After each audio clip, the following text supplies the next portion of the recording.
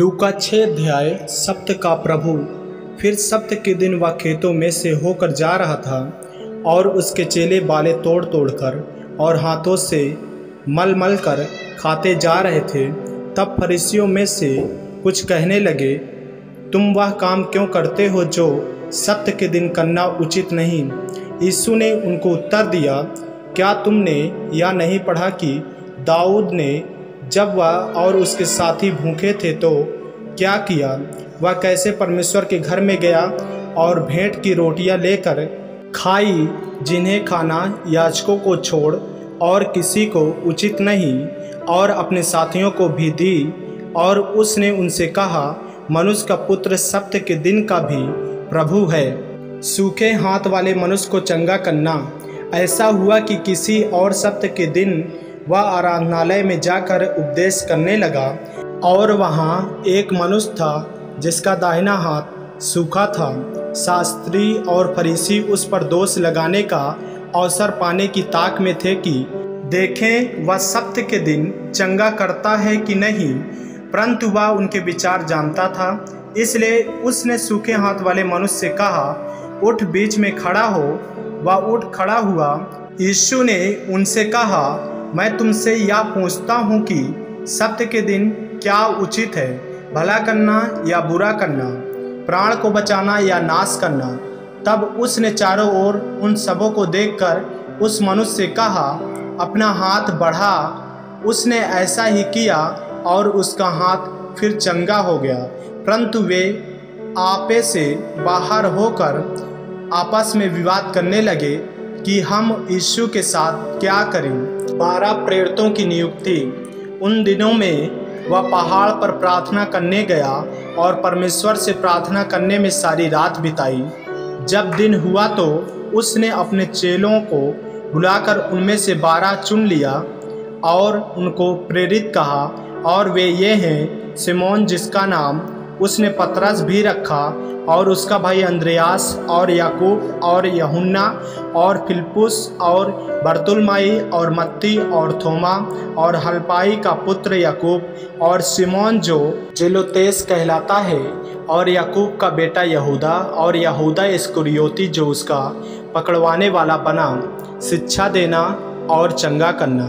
तब वह उनके साथ उतरकर चौरस जगह में खड़ा हुआ, और उसके चेलों की बड़ी भीड़ और सारे यहूदिया, यरूशलेम और सूर और सैदा के समुद्र के किनारे से बहुत से लोग जो उसकी सुनने और अपनी बीमारियों से चंगा होने के लिए उसके पास आए थे वहाँ थे।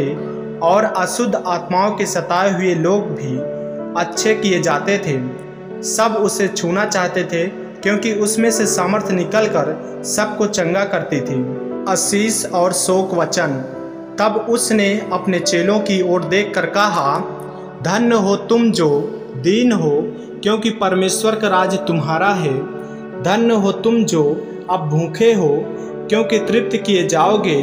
धन्य हो तुम जो अब रोते हो, क्योंकि हंसोगे। धन्य हो तुम जब मनुष्य के पुत्र के कारण लोग तुमसे बैर करेंगे और तुम्हें निकाल देंगे और तुम्हारी निंदा करेंगे और तुम्हारा नाम बुरा जानकर काट देंगे।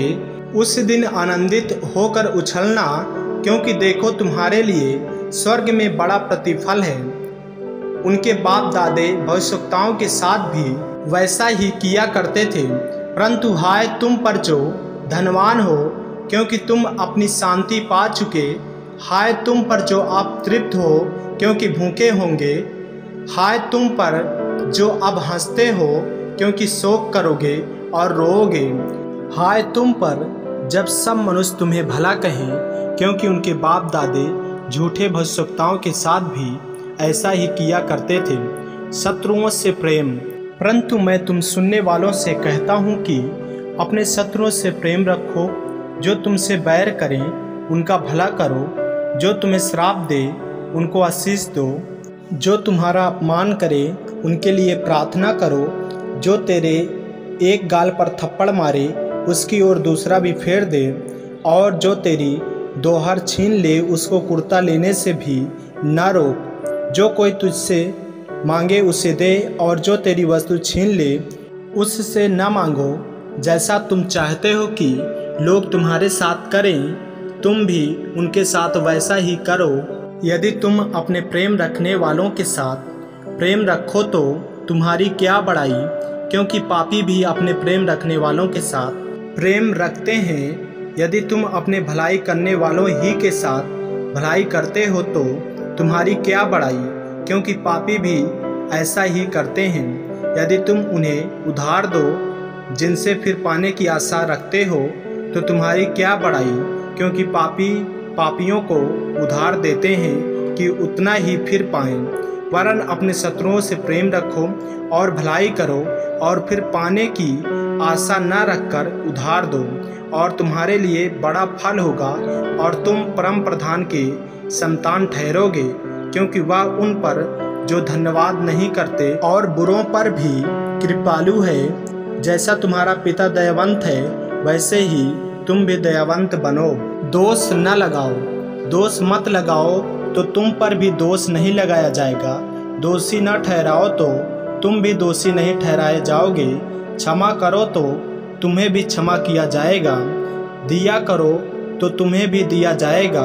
लोग पूरा नाप दबा दबा कर और हिला हिला कर और उभारता हुआ तुम्हारी गोद में डालेंगे, क्योंकि जिस नाप से तुम नापते हो उसी से तुम्हारे लिए भी नापा जाएगा। फिर उसने उनसे एक दृष्टांत कहा, क्या अंधा अंधे को मार्ग बता सकता है? क्या दोनों गड्ढे में नहीं गिरेंगे? चेला अपने गुरु से बड़ा नहीं, परंतु जो कोई सिद्ध होगा वह अपने गुरु के समान होगा। तू अपने भाई की आँख के तिनके को क्यों देखता है और अपनी ही आँख का लठ तुझे नहीं सूझता? जब तू अपनी ही आँख का लठ नहीं देखता तो अपने भाई से कैसे कह सकता है, हे भाई ठहर जा, तेरी आँख से तिनके को निकाल दूं।